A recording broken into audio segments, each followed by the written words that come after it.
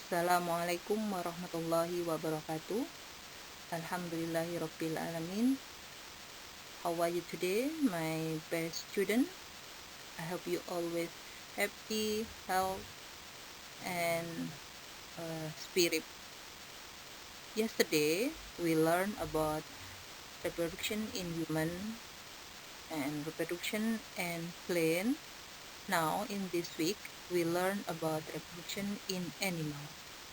Before we learn today, we will read basmalah together. Bismillahirrahmanirrahim. Reproduction in animal divided to there are number 1, reproduction of invertebrate animal. Number 2, reproduction of vertebrate animal.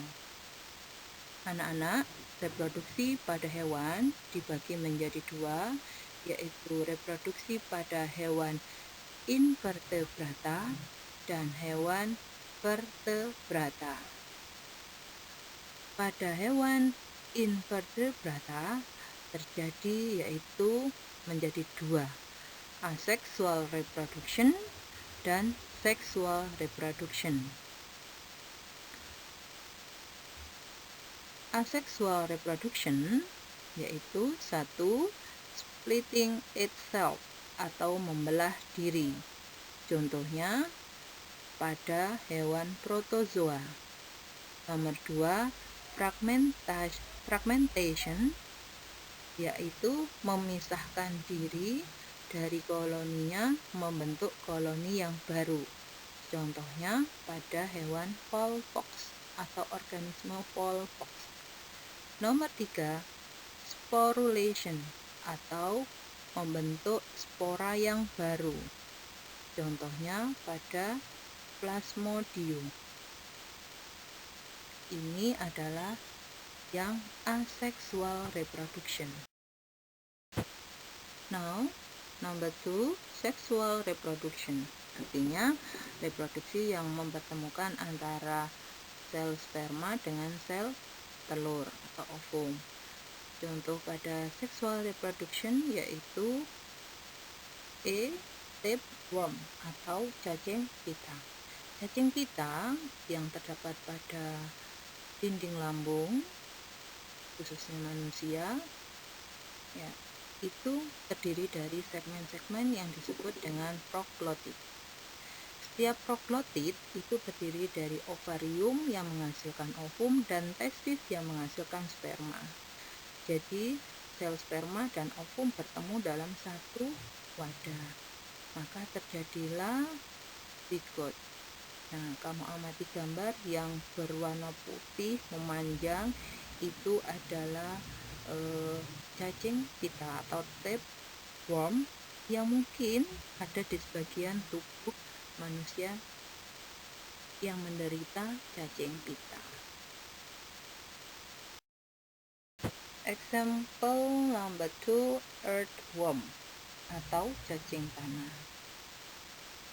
Pada cacing tanah, satu ekor cacing tanah itu mempunyai testis dan ovarium. Meskipun dalam satu tubuh cacing tanah mempunyai testis dan ovarium, mereka tidak melakukan pembuahan sendiri. Mereka saling bertukar dengan cacing tanah yang lainnya, di mana yang cacing tanah satunya menyumbangkan spermanya, yang satunya menyumbangkan ovumnya. Jadi terjadi pertukaran atau kawin silang. Now we discuss about reproduction of vertebrate animal. Vertebrates can only reproduce sexually. That is through the fusion of an ovum and protozoon. When it occurs outside the body, it's called external fertilization. For example, in fish and frogs. When fertilization occurs inside the body, it's called internal fertilization. for example in reptiles, birds, and mammals. Anak-anak, kita membahas tentang reproduksi pada hewan vertebrata atau bertulang belakang. Pada hewan bertulang belakang itu hanya terjadi reproduksi seksual, artinya pertemuan antara ovum dengan sel sperma. Pada saat terjadi pertemuan yang terjadi di luar tubuh, maka disebut dengan pembuahan eksternal. Contohnya pada ikan dan katak. Sedangkan pembuahan yang terjadi di dalam tubuh maka disebut dengan internal fertilization atau pembuahan di dalam, seperti contoh adalah reptil, burung, dan mamalia yang lain. Maksudnya begini, jadi pada hewan vertebrata itu terjadi perkawinan, di mana pertemuan antara ovum dengan sperma. Apabila pertemuan ovum dengan sperma ini terjadi di dalam tubuh, jadi nanti dia melahirkan, ya, maka ini disebut dengan internal fertilization. Sedangkan apabila pertemuan antara sel sperma dan sel ovum atau sel telur terjadi di luar, maka disebut dengan external fertilization atau pembuahan di luar, seperti ikan dan katak. Ikan dan katak itu bertelur. Ada yang disimpan di mulut, ada yang disimpan di pohon-pohon air, ya. Nanti akan terjadi pembuahan, maka akan terjadi cucu yang baru. Reproduction of vertebrate animal. Number 1, ovipar. Oviparous, laying eggs, are animals that lay eggs outside their bodies. The embryo develops inside the egg and obtains its food source from the food reserved in the egg. Reproduksi pada hewan vertebrata yang pertama adalah ovipar atau bertelur, di mana hewan tersebut mengeluarkan telur dari dalam tubuhnya. Embrio itu berkembang di dalam telur. Dari mana nutrisi atau makanan embrio? Yaitu dari cangkang. Cangkangnya mengandung kandungan nutrisi, sehingga tanpa adanya nutrisi lain, ya, karena sudah didapatkan dari cangkang telur tersebut. Reproduction of vertebrate animal. Number 2, ovovivipar. Ovovivipar, egg laying, are animals that produce eggs and the embryo develop in the egg. The difference with ovovipars is that ovovipars animals don't release their egg from the body, so the embryo continues to grow in the egg but remain in the mother's body. When it hatches and comes out of the mother's body, it looks like giving birth. For example, shark, lizard, and some types of snake. Reproduksi vertebrata yang kedua yaitu ovovivipar. Ovovivipar adalah bertelur dan beranak. Hewan ini menghasilkan telur dan embrio berkembang di dalam telur. Perbedaan dengan ovipar yaitu bahwa ovovivipar tidak mengeluarkan telurnya dari dalam tubuh. Embrio tetap tumbuh di dalam telur, di dalam tubuh induknya. Pada saat dilahirkan, seolah-olah seperti beranak.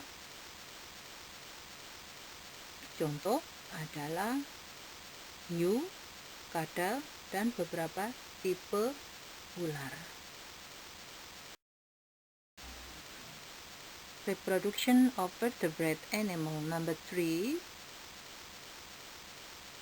Vivipar. Calving is an animal that gives birth to its young. The embryo develops in the mother's body and gets food from the mother through the placenta, for example, human and other mammals. Reproduksi vertebrata yang ketiga adalah jenis vivipar. Vivipar artinya beranak. Hewan ini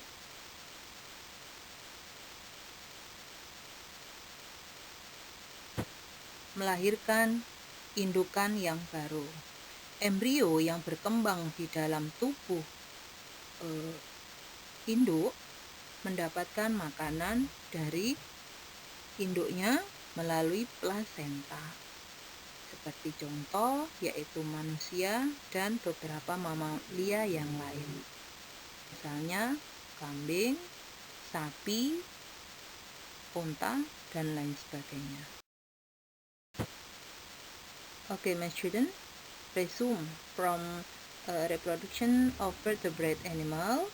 There are divided 3: ovovivipar, ovovivipar, dan vivipar.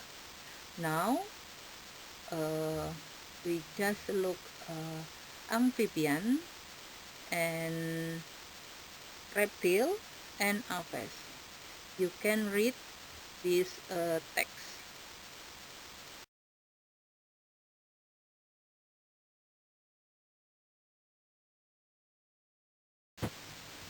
Please read this text about aves. Please read this text about mammals.